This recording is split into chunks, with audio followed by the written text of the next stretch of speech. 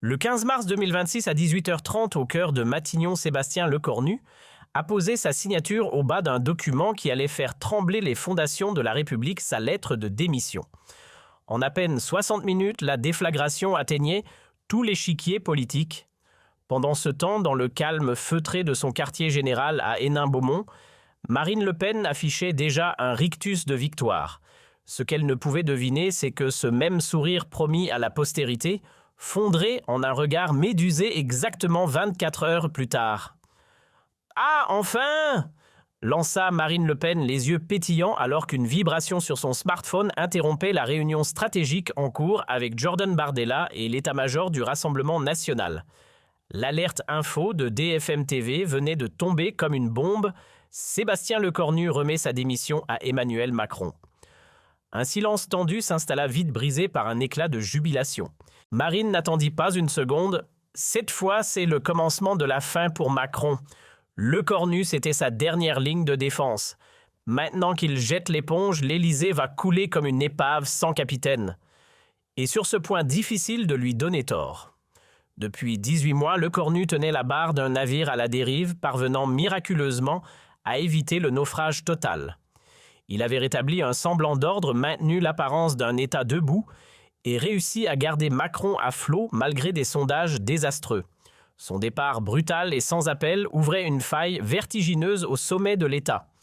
Officiellement, les raisons restaient floues. Des tensions sur la ligne économique, des désaccords persistants sur l'orientation européenne. Mais dans les arrière-cuisines du pouvoir, une autre vérité circulait bien moins diplomatique. Lecornu en avait marre de jouer les pare-feux pour un président qui multipliait les bourdes. C'est la réforme de trop qui a fait tout exploser. En balayant les objections de son Premier ministre Emmanuel Macron, a imposé un projet sur les retraites si radical qu'il a ravivé les grèves, dressé les Français les uns contre les autres et surtout humilié Lecornu en plein exercice. Ce dernier excédé a compris qu'il était temps de claquer la porte. En vidant ses tiroirs, il lâcha à ses fidèles amers. Une trahison de plus, c'était celle de trop. Macron m'a planté le couteau dans le dos une dernière fois. Fini le rôle de vitrine démocratique. À l'Élysée, la nouvelle a eu l'effet d'un séisme à 10 sur l'échelle politique.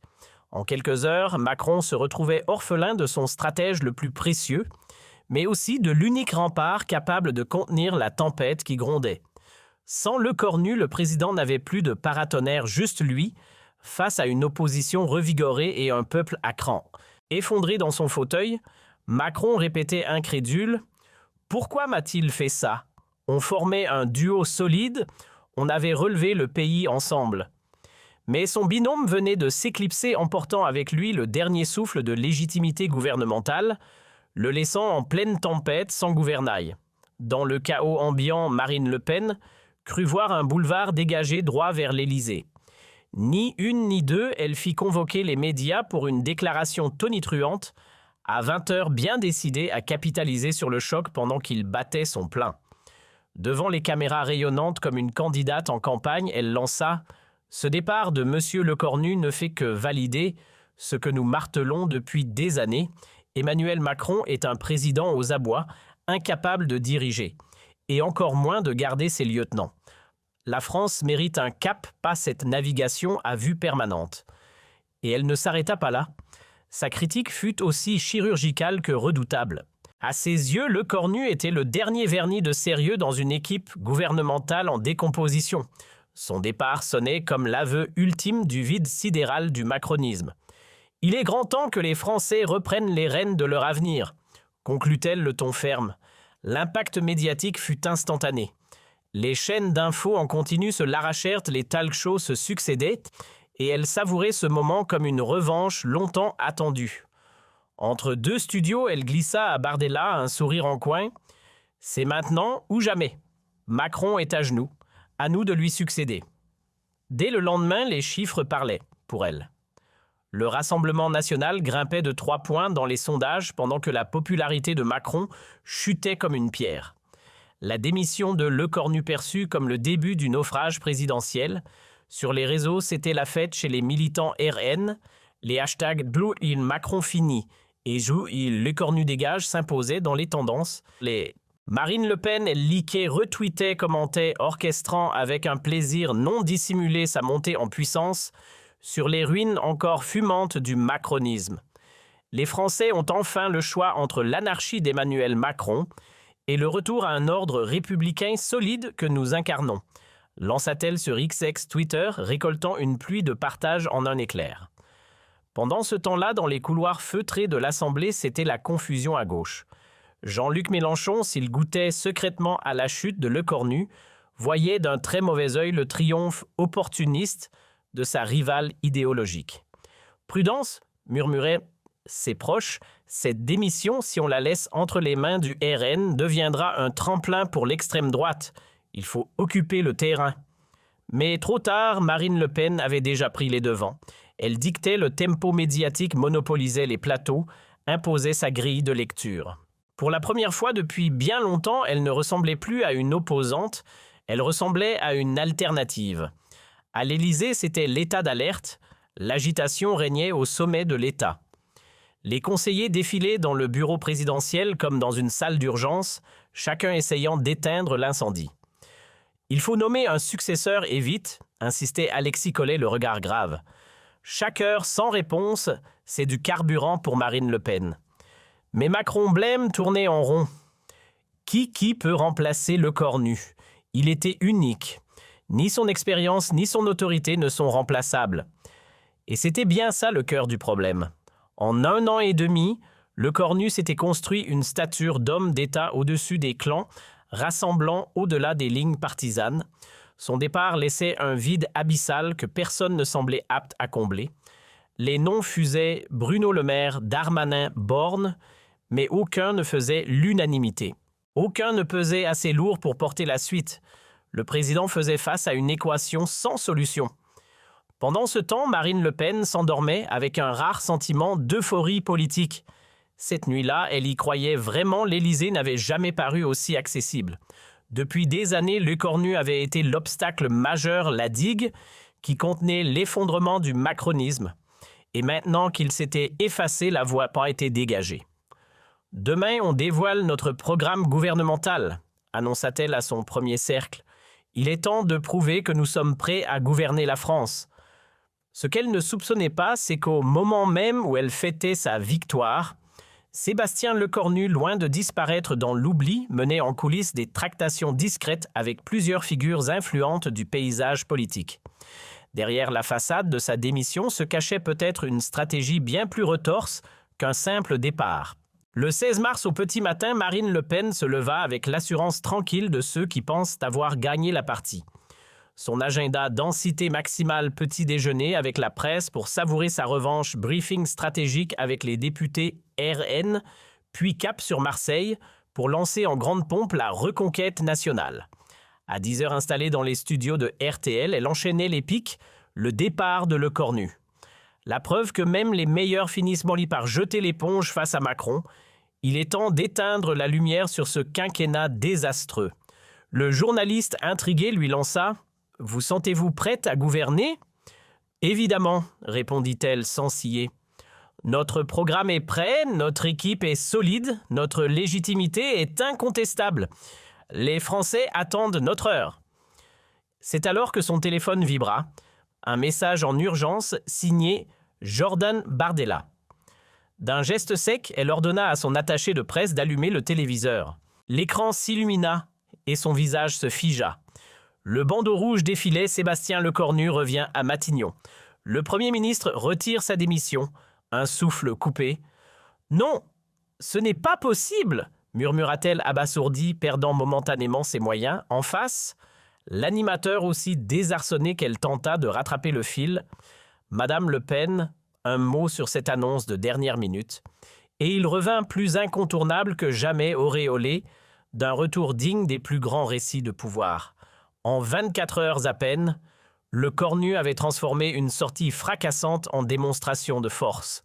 Le scénario semblait tout droit sorti d'un film à suspense. Dès que la nouvelle de sa démission fit surface, une avalanche d'appels s'abattit sur lui, pas seulement de l'Élysée, où Macron le harcelait de messages désespérés, mais de toute la société française. Des PDG aux syndicalistes, des intellectuels, aux figures du sport et de la culture, tous, d'une seule voix, restez. Le patron de la CFDT le suppliait « Si vous partez, le dialogue social s'effondre ». Le MEDEF lui plaidait « Le pays a besoin de vous ». Même des adversaires politiques réputés modérés tentaient de le retenir. François Bayrou l'alertait « Quitter maintenant, c'est ouvrir un boulevard aux extrêmes ». Mais ce qui fit véritablement vaciller sa décision ne vint ni d'un parti ni d'un syndicat. Non, ce fut un simple appel, celui de sa fille, étudiante en sciences politiques, qui lui lança sans détour « Papa, tu vas vraiment laisser Marine Le Pen gagner, juste pour une question d'ego ». Ces mots le percutèrent en plein cœur. Et pour la première fois, le cornu comprit son départ, aussi légitime soit-il, sur le plan personnel, risquait d'enclencher une dérive aux conséquences historiques pour la démocratie. Pendant que la France vacillait sans chef à sa tête, le pays découvrait à ses dépens ce que signifiait réellement l'absence de pilote dans l'avion républicain. En moins d'une journée, les marchés s'étaient effondrés comme un château de cartes, l'euro piquait du nez, et Marine Le Pen trônait conquérante sur tous les plateaux, profitant du chaos, comme un surfeur attend sa vague. Devant cet effondrement généralisé, le cornu regardait stupéfait les images d'une Le Pen radieuse et se disait en silence « Je ne peux pas laisser cette mascarade devenir la nouvelle normalité ». Au même moment, dans un palais de l'Élysée vidé de son assurance, Emmanuel Macron passait la nuit à supplier. Fini le président sûr de lui place à un homme fatigué, désarmé, prêt à avouer ses fautes. À 3 heures du matin, dans un appel aussi inattendu que sincère, Macron baissa enfin la garde. « Sébastien, j'ai été idiot sur les retraites. Tu avais raison. J'aurais dû t'écouter. Accorde-moi une ultime chance de corriger mes erreurs. » Cet aveu brut, cette vulnérabilité inédite toucha l'écornu en plein cœur. Jamais encore le président n'avait admis ses torts aussi clairement. Et c'est à cet instant que l'équilibre du pouvoir s'inversa. L'écornu posa ses conditions sans détour. « Je reviens, mais c'est moi qui trace la ligne économique et sociale. À vous les questions diplomatiques, à moi la Maison France. » Sans hésiter, Macron céda. Le prix à payer pour éviter un effondrement total, sa propre autorité. Et voilà qu'à 18h30, pile 24 heures après son grand départ, le cornu reprenait place à Matignon stylo à la main, signant cette fois non pas une démission, mais sa rétractation. Un retournement spectaculaire qui fit l'effet d'un uppercut chez Marine Le Pen. Non seulement la scène qu'elle croyait conquise s'était brutalement refermée, mais pire encore, elle apparaissait désormais comme celle qui s'était trop vite réjouie d'un effondrement, qui n'avait finalement jamais eu lieu. Hors micro, elle fulminait. Tout était orchestré, une mise en scène minable pour nous discréditer. C'est du théâtre signé Le Cornu et Macron.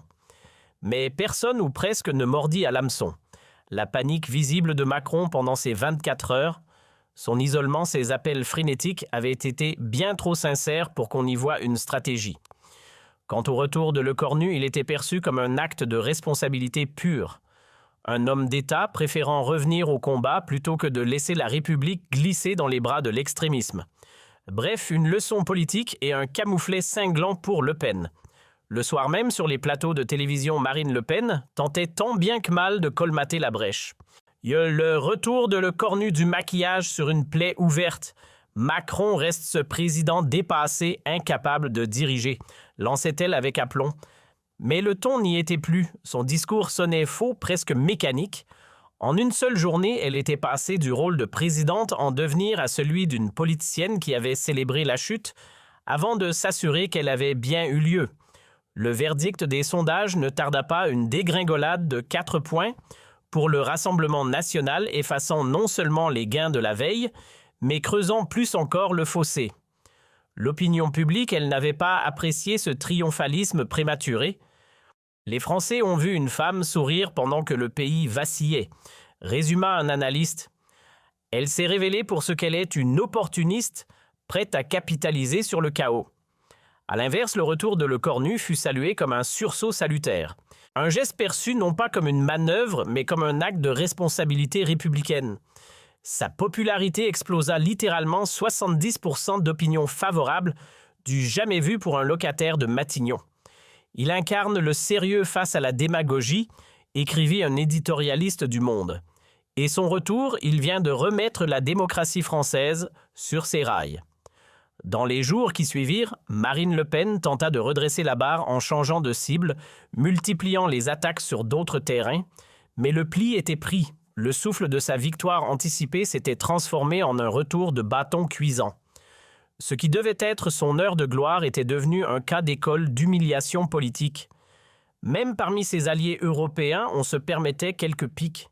Matteo Salvini, avec son franc-parler habituel, lui glissa en aparté « Marine, on ne célèbre pas la victoire à la mi-temps ». 3 semaines plus tard, les sondages présidentiels traduisaient clairement le tournant. Marine Le Pen plafonnait incapable de regagner du terrain, tandis que le Cornu lui s'imposait comme un prétendant sérieux pour 2027. Ironie du sort, ce qui devait marquer la fin de sa carrière, ces fameuses 24 heures de démission, avait au contraire propulsé son image d'homme d'État au rang de figure incontournable. À ses proches, il lâchait sobrement « J'en retire une leçon parfois, il faut se retirer pour mieux revenir. Et surtout, il ne faut jamais sous-estimer l'instinct de préservation démocratique du peuple français. » Pour Marine Le Pen, la leçon fut brutale et gravée à l'encre amère. Dans l'arène politique, rien n'est jamais acquis tant que la messe n'est pas dite. Et surtout, célébrer trop tôt la chute des autres, c'est souvent creuser sa propre. En à peine une journée, l'échiquier entier avait été renversé. En 24 heures devenues historiques, le Cornu s'était imposé comme l'homme clé du paysage institutionnel. Macron lui avait enfin goûté à une forme d'humilité. Quant à Marine Le Pen, elle venait de découvrir que l'arrogance, quand elle précède la victoire, se paie au prix fort. Cette séquence restera gravée dans les manuels politiques comme un cas d'école, ne jamais vendre la victoire avant le coup de sifflet final. Elle en fit l'amère expérience face à un Le Cornu qui, plus que jamais, maîtrisait l'art subtil du timing politique, comme un chef d'orchestre en pleine apothéose. Mais l'épisode ne s'achevait pas sur le retour de Le Cornu. Non, il marquait le début d'une onde de choc qui allait secouer la scène politique pendant des mois. Blessée dans son orgueil humilié publiquement par ce retournement éclatant, Marine Le Pen entra en mode revanche totale. Dès le lendemain, elle convoqua une réunion d'urgence au QG du Rassemblement national. « Regarde dur ton tranchant. On ne va pas laisser passer ça. Le Cornu nous a ridiculisés, mais on va lui prouver que son retour ne résout rien. » En face, Jordan Bardella, encore groggy par la brutalité du retournement, tenta de calmer le jeu. « Peut-être qu'on s'est un peu précipité, Marine. Ce qui compte maintenant, c'est qu'on reste crédible. » « Crédible ?» rétorqua-t-elle fulminante. « Hier soir, tout le monde nous voyait déjà à la tête du pays. C'est lui le Cornu qui joue au yo-yo avec la République. » En 24 heures, elle avait basculé d'une euphorie de victoire annoncée à une claque politique magistrale. Et pour couronner le tout, les réseaux sociaux s'en donnaient à cœur joie. Même détournement insulte, on la traitait de hyène de la République ou de vautour en embuscade. L'atmosphère devenait irrespirable. « C'est injuste », gémissait-elle devant ses conseillers dépités. « Nous ne faisons que notre rôle d'opposant. Quand un Premier ministre démissionne, il est naturel de réagir. » Voilà ce que répétait l'entourage de Marine Le Pen pour tenter de justifier l'enthousiasme affiché. Sauf que le grand public, lui, ne validait pas cette ligne de défense. 3 jours après l'événement, un sondage Harris Interactive tombait comme une sentence. 67% des Français désapprouvaient ouvertement la satisfaction visible de la chef du RN. Les citoyens n'aiment pas voir des responsables politiques se réjouir quand la maison brûle, analysait froidement l'Institut. Et dans cette séquence, Marine Le Pen avait donné l'impression de privilégier ses ambitions personnelles au détriment de l'intérêt collectif. Résultat, cette image de cynisme collait désormais à sa peau comme un tatouage politique indélébile. Dans les coulisses, ces spin doctors tentaient tant bien que mal d'éteindre l'incendie. Ils l'envoyaient visiter des hôpitaux, serrer la main d'agriculteurs ou couper des rubans à des galas caritatifs. Mais rien n'y faisait, le mal était fait. Elle a grillé son image de candidate crédible, lâchait désabusé un cadre du parti. Les Français n'ont pas oublié son sourire, le soir où le Cornu quittait Matignon. Et pendant qu'elle pataugeait dans la gestion de crise, le Cornu lui consolidait chaque jour davantage sa stature. Son retour au gouvernement était perçu comme un geste fort, un acte de loyauté envers la République, une décision saluée bien au-delà de son propre camp. Même à gauche, on s'inclinait. François Ruffin, pourtant habitué à étriller les macronistes, le reconnaissait publiquement. Le Cornu a prouvé qu'il avait l'étoffe d'un vrai serviteur de l'État. Il a su mettre son ego de côté pour défendre l'intérêt général. Une phrase qui résonnait comme un uppercut dans les rangs du RN. Le coup de grâce vint de là où elle s'y attendait le moins la gauche elle-même. Voir des figures de l'extrême opposé saluer le retour de Le Cornu avait achevé de désarmer Marine Le Pen. Comment critiquer frontalement un Premier ministre désormais sanctifié par des adversaires idéologiques? Ses attaques habituelles se heurtaient au blindage d'une nouvelle légitimité inattendue et transpartisane. Il a frappé un grand coup, confessait en off un stratège du RN. En quittant, puis en revenant, il a construit sa légende. Désormais, toute attaque frontale nous revient en boomerang. Autour de Marine, l'état-major cherchait désespérément une brèche.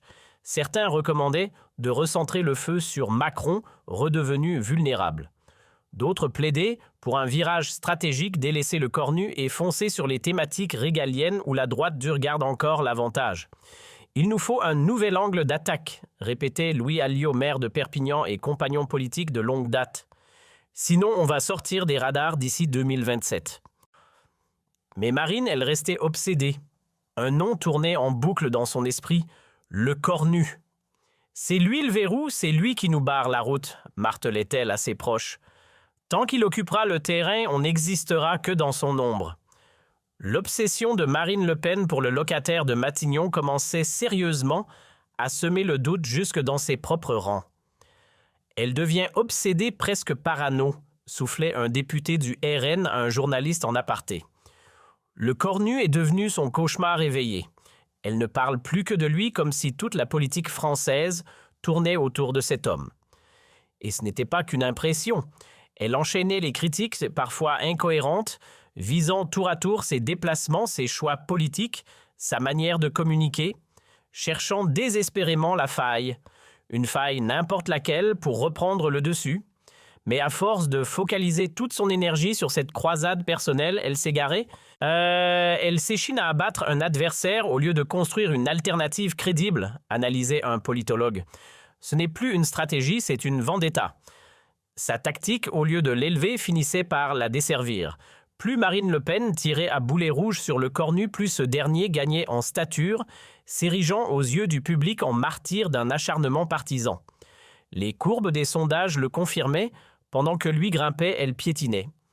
Elle a perdu le flair qui faisait sa force, soupirait Gilbert Collard, autrefois fidèle, aujourd'hui lucide. Elle ne voit pas que ces piques constantes ne font que renforcer l'aura de Le Cornu. Le malaise devint palpable lors d'une visite en Normandie 3 semaines après la tempête politique. Un journaliste régional osa remettre le sujet sur le tapis. En tentant de justifier sa joie trop voyante, Marine s'embourba. Ce n'était pas de la joie, c'était du soulagement, oui, que les masques tombent. Le Cornu révélait l'incapacité de Macron à tenir la barre.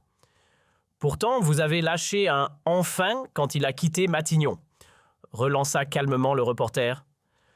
Ce « enfin », c'était pour exprimer mon espoir que les Français ouvrent enfin les yeux. Bredouilla-t-elle visiblement à court de munitions. Son explication poussive se transforma rapidement en mème national. Twitter, jamais en retard d'une moquerie, lança le hashtag « Fais enfin Marine », détourné à toutes les sauces pour ridiculiser ses justifications bancales. Plus elle tente de s'expliquer, plus elle perd pied, notait un éditorialiste narquois. Pendant que Marine pataugeait dans ses contradictions, le Cornu lui brillait par son silence. Sollicité à plusieurs reprises pour réagir au pic de la chef du RN, il se contentait d'une pirouette institutionnelle.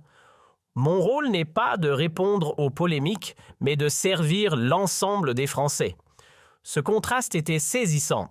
Tandis que Marine Le Pen s'embourbait dans une guerre de mots, le Cornu incarnait la retenue et la maîtrise.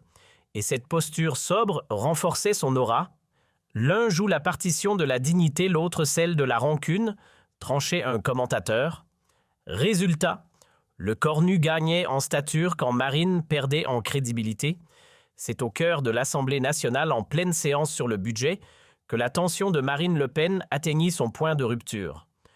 Ne tenant plus, elle lança une attaque frontale à l'adresse du Premier ministre qui défendait calmement le projet de loi de finances. « Monsieur Lecornu, votre petit théâtre autour de votre fausse démission, c'était quoi? Une tentative de chantage sur l'Élysée ?» Mais l'intéressé, impassible comme une statue en pleine tempête, répondit sans hausser le ton « Madame Le Pen, je vois bien votre frustration. Vous avez cru pouvoir capitaliser sur une crise qui n'a finalement pas eu lieu. Mais pendant que vous jouiez au stratège, le pays lui avançait. » La salle explosa d'applaudissements. Même chez certains centristes, on hocha la tête. Marine Le Pen, piquée au vif, resta bouche bée, le rouge montant aux joues. « Elle s'est pris une gifle rhétorique en direct », glissa un député Les Républicains, et le cornuclasse précis imparable.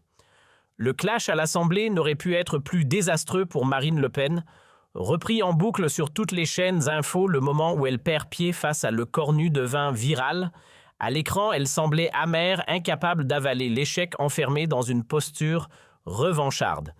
Quelques jours plus tard, les sondages confirmèrent ce que tout le monde soupçonnait, l'opinion avait tranché. Lecornu caracolait à 74% de soutien, du jamais vu sous la VE République pour un chef de gouvernement. En face, Marine Le Pen s'effondrait à 32%, un niveau qu'elle n'avait pas atteint depuis plus de 20 ans. Dans les couloirs du Rassemblement national, le malaise était palpable. Lors d'une réunion tendue, Jordan Bardella lança résigné « On va droit dans le mur. Cette stratégie anti-Cornu, c'est un échec. Il faut revoir notre copie. » Mais la patronne du RN ne voulait rien entendre. Entêtée, elle martelait avec froideur « Le Cornu chutera. Ce n'est qu'une question de temps. Une autre crise viendra et là on frappera fort. » Dans les couloirs feutrés du Rassemblement national, l'ambiance devenait électrique. Certains de ses fidèles commençaient à s'inquiéter ouvertement. Marine ne raisonne plus, elle rumine. Le Cornu est devenu son obsession. C'était la confidence d'un vétéran du parti mi-lassé, mi-inquiet. Pendant ce temps, l'ennemi désigné lui savourait un coup politique d'une précision chirurgicale, se retirer comme un martyr, revenir en sauveur. Lecornu avait transformé un acte de faiblesse en démonstration de force. Il s'était hissé au rang de figure tutélaire de la République, l'anti-Le Pen par excellence. Un analyste politique résumait le contraste d'un trait acide, ce que Lecornu incarne. Marine Le Pen en est l'exact opposé, la responsabilité face à la colère, la modération contre la vindicte, l'union là où elle divise. 6 mois après ce tremblement de terre institutionnel, le paysage politique avait basculé. Lecornu, désormais star des sondages, écrasait la concurrence. Face à lui, Marine Le Pen s'efforçait de recoller les morceaux d'une stature abîmée. Un jour, dans le huis clos d'une réunion stratégique, elle lâcha enfin le regard perdu. « J'ai mal jugé Lecornu. » Elle pensait enfin tenir sa revanche, que l'heure de gloire sonnait après tant d'années de combat. Et pourtant, ce fut lui Lecornu qui joua la dernière carte avec une précision chirurgicale. Un retournement digne des plus grandes tragédies politiques. Marine Le Pen, surprise par l'élégance brutale de sa manœuvre, dut se résoudre à l'évidence. Elle venait de se faire damer le pion. Il l'a balayée avec un art consommé du timing, glissait un historien spécialiste de l'extrême droite. C'était la fin d'une époque, celle où Marine se voyait déjà reine du jeu. Mais dans cette partie d'échecs, Lecornu avait anticipé 5 coups d'avance. L'affaire fut rapidement élevée au rang d'exemple parfait dans les manuels de stratégie politique. Ce n'était pas simplement une claque médiatique. Marine Le Pen y avait laissé un morceau de son aura. En un jour, elle avait perdu bien plus qu'un pari, elle avait dilapidé l'image de femme d'État crédible. Et Lecornu, lui, il avait non seulement relevé le gant, mais s'était imposé comme l'homme providentiel. Le phénix de Matignon revenu des cendres pour humilier ses adversaires. Son audace risquée à première vue s'était révélée payante bien au-delà de ses espérances. Pendant que Marine s'embourbait, lui écrivait sa légende. S'il fallait résumer cette séquence en une maxime, ce serait ne jamais tirer le champagne avant d'avoir abattu la cible. Marine Le Pen l'a appris de la façon la plus brutale possible.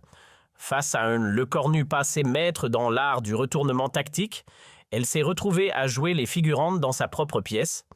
Il avait l'oreille, elle n'avait que l'écho de ses illusions. 12 mois plus tard, l'épisode était encore sur toutes les lèvres dans les cercles politiques, une scène mythique qui hante les coulisses du RN. Marine, elle n'avait jamais totalement recollé les morceaux de son aura écornée. À la tribune, elle éludait soigneusement tout souvenir de ces 24 heures fatidiques. Mais les micros tendus par les journalistes, eux, n'oubliaient jamais de lui rappeler ce fameux « enfin » prononcé trop tôt. Une phrase qui résonne aujourd'hui comme le début de la chute. Voilà son point de rupture, lâchait un analyste aguerri des mouvances de droite radicale. Dès qu'elle tente une charge contre l'exécutif, paf, ces 24 heures d'euphorie déplacées lui reviennent en pleine figure comme un boomerang. L'affaire est même montée en grade jusqu'aux amphithéâtres de Sciences Po. Dans un cours devenu culte, le professeur Pascal Perrineau y consacre désormais une séance entière. Thème du jour mars 2026, ou comment une erreur de tempo peut pulvériser une stratégie de long terme. Cet épisode résume à merveille la manière dont une impatience mal contenue peut ruiner des années de repositionnement politique, commente-t-il face à ses étudiants suspendus à ces mots. Après 10 ans d'efforts pour se dédiaboliser, Marine Le Pen a vu son édifice s'effondrer en à peine 24 heures.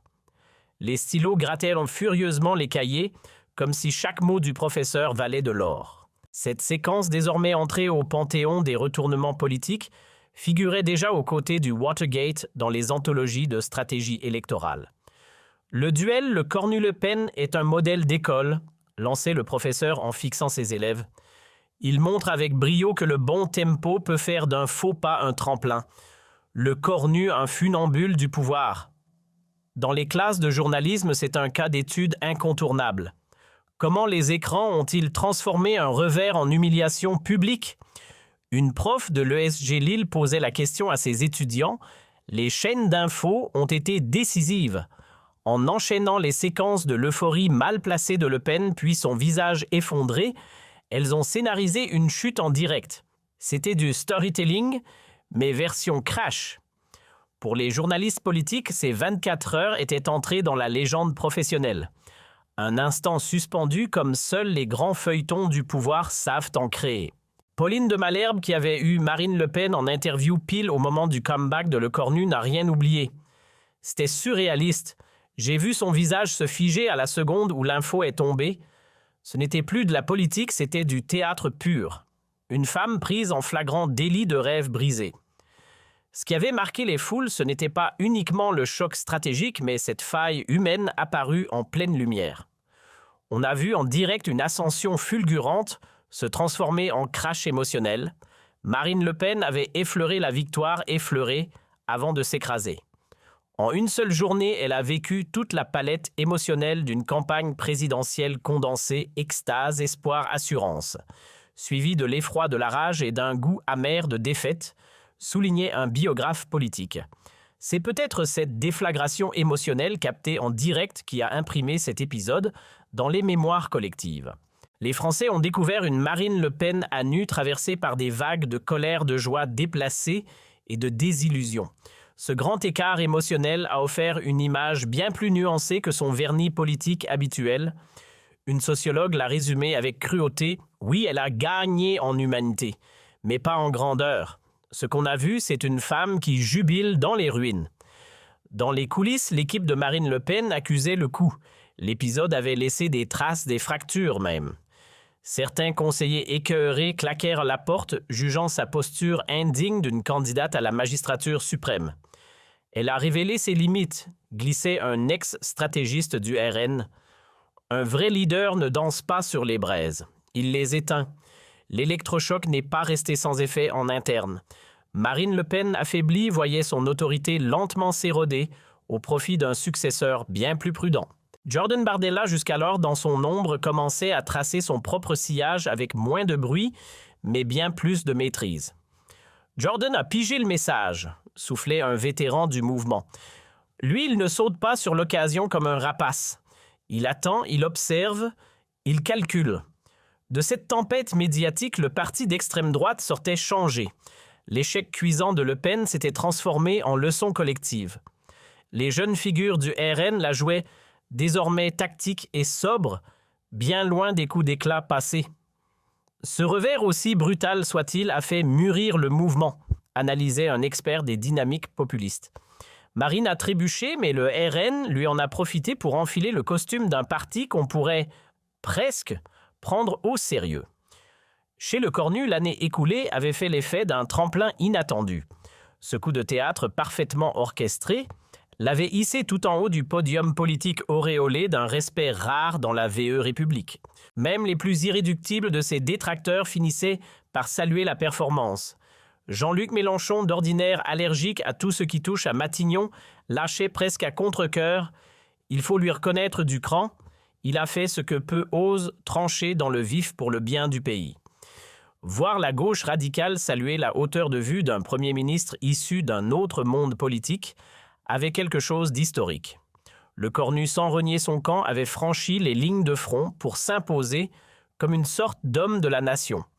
François Baot, analyste réputé, le résumait ainsi : « Il ne joue plus pour un parti, il parle à un pays, et c'est exactement ce que les Français fatigués des querelles partisanes attendent aujourd'hui. » Les instituts de sondage, eux, n'avaient plus besoin de commentaires. Le Cornu écrasait la concurrence dans tous les scénarios pour 2027, aucun rival sérieux en vue. Marine Le Pen, elle semblait figée comme bloquée dans une boucle de stagnation. À ce rythme, personne ne pourra le rattraper, soupirait un stratège de l'opposition, le regard perdu dans les courbes descendantes de ses propres candidats. Le séisme politique de mars 2026 avait accouché d'un mythe, le Cornu sauveur d'un système qu'on croyait à bout de souffle.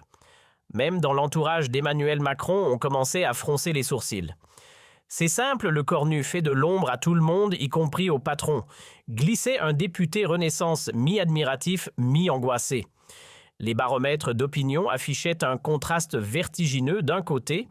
Macron plafonnait à un modeste 35%. De l'autre, le Cornu atteignait des sommets à 76%. 41 points d'écart entre le chef de l'État et son propre Premier ministre, une anomalie institutionnelle, une première dans l'histoire de la VE République. Ce qu'a accompli le Cornu, c'est du jamais vu, notait l'historien Michel Huynh. Transformer une chute potentielle en tremplin présidentiel, c'est de l'art politique pur.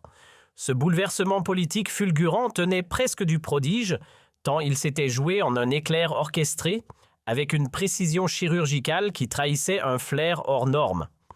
Il a saisi comme par instinct que son retrait provoquerait un électrochoc, confiait un membre influent de son cercle rapproché. Ce que le Cornu n'avait pas anticipé, c'était l'ampleur de la vague populaire qui s'abattrait aussitôt après. Des voix surgies de tous horizons ouvriers, patrons de multinationales universitaires ou célébrités, s'étaient unis pour supplier son retour. Ce n'était plus de la politique, c'était un mouvement national. On a assisté à une véritable ovation citoyenne, résumait un analyste médusé. Et dans un pays si souvent divisé, ce consensus inattendu valait toutes les légitimités.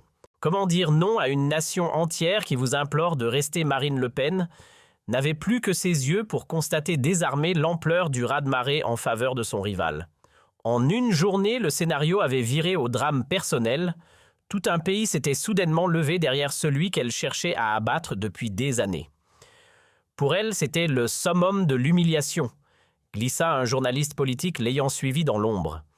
Imaginez une nation qui se serre les coudes pour soutenir le Cornu pendant qu'elle reste la figure de la discorde. Ce consensus inattendu autour du Premier ministre fut sans doute l'image la plus marquante de cette séquence. Dans un pays habitué aux divisions, aux débats sans fin, le Cornu avait réussi l'improbable faire vibrer la corde de l'unité. Il est le miroir des plus belles valeurs françaises, analysé avec lyrisme l'académicien Alain Finchialk. Loyauté, patriotisme, capacité à dépasser les querelles partisanes. 2 ans s'étaient écoulés depuis le fameux tremblement politique de 2026, et à mesure que la présidentielle approchait à grands pas, un nom revenait inlassablement en tête, le Cornu. Entre réformes menées sans faux pas, gestion de crise, saluée de tous bords et une cote de popularité restée au sommet, l'homme semblait marcher vers l'Élysée sans opposition sérieuse. Même Marine Le Pen, dans un éclair de lucidité presque douloureux, avait lâché « J'ai déroulé le tapis rouge vers la présidence avec mon erreur de mars 2026 ». Il n'avait plus qu'à avancer. Reconnaître cette faute, c'était pour elle admettre la fin d'une époque. Ce moment où son propre faux pas offrait à son rival le rôle principal dans l'histoire. Elle a enfin intégré qu'elle venait de griller sa dernière cartouche, analysait froidement un politologue.